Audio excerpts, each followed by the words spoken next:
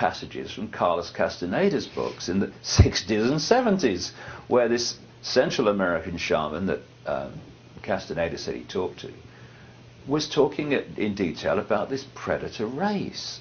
And as I was reading it, I was kind of, don't believe what I'm reading.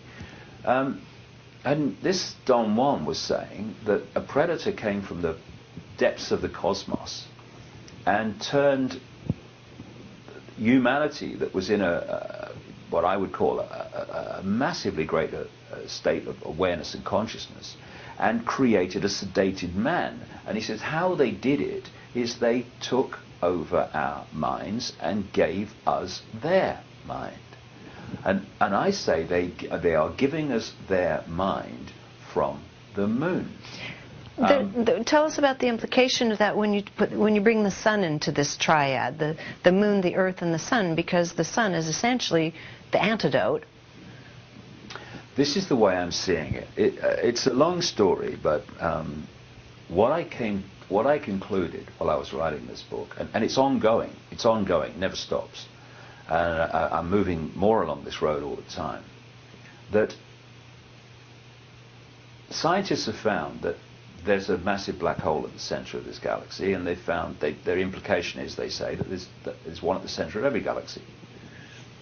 And I say, from the synchronicity of information that's come to me, which is saying, look at this, look at this, look at this. I know it now after 20 years, when it's trying to say, look at that, that out of these black holes come the base frequency of this reality.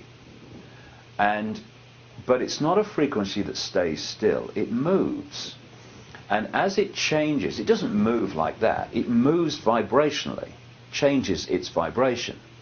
And as it moves, different information is triggered and released by the suns in the form of photons, probably the form of other things too, but photons certainly.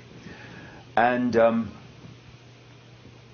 this is where the cyclical nature of time comes from, that the Mayans talked about and the ancient Asians talked about, etc.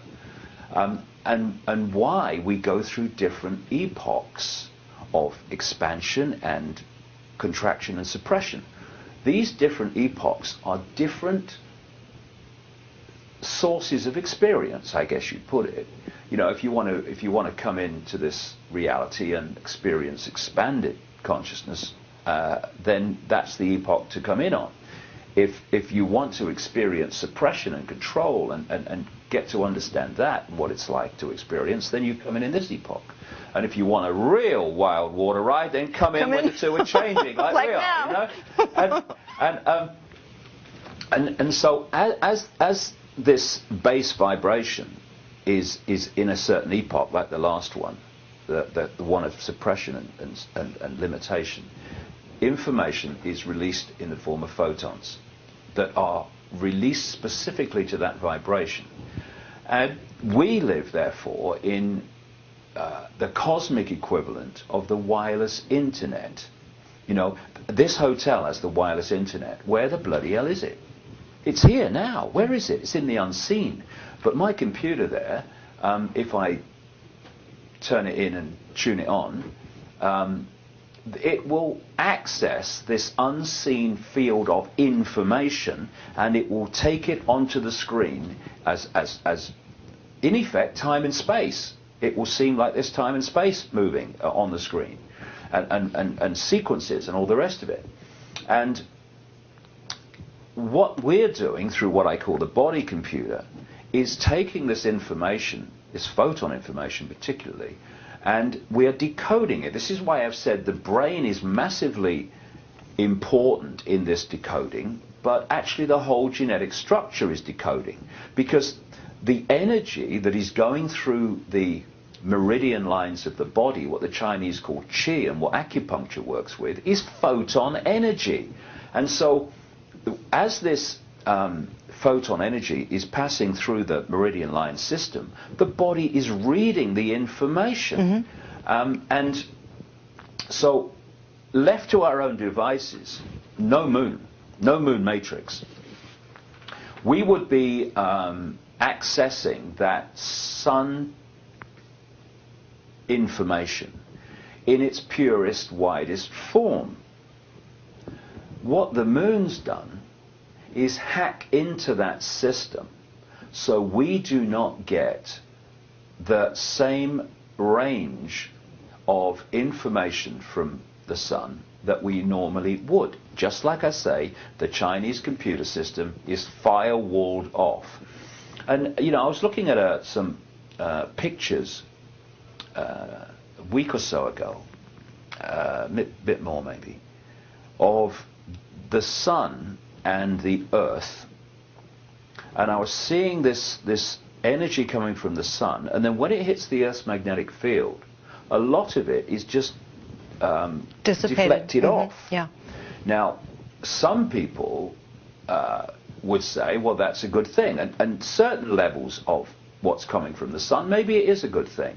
What I believe more and more as the synchronicity of life unfolds is that in some way the moon is affecting the Earth's magnetic field, so it is deflecting off, repelling certain frequencies coming from the sun that would not harm us but would give us a much greater expansion of information, i.e. perception and understanding. And the other way I say that this hack happens is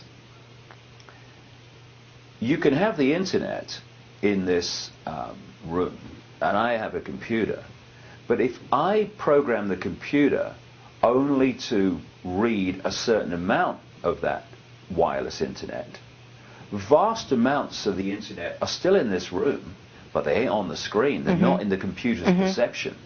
And I feel that this genetic manipulation, to a very large extent, this genetic tinkering, because I'm not saying for a minute that these entities created humanity. They bloody well didn't. What they did, humanity as we call it, goes way, way back in what we call time, and the illusion of time anyway.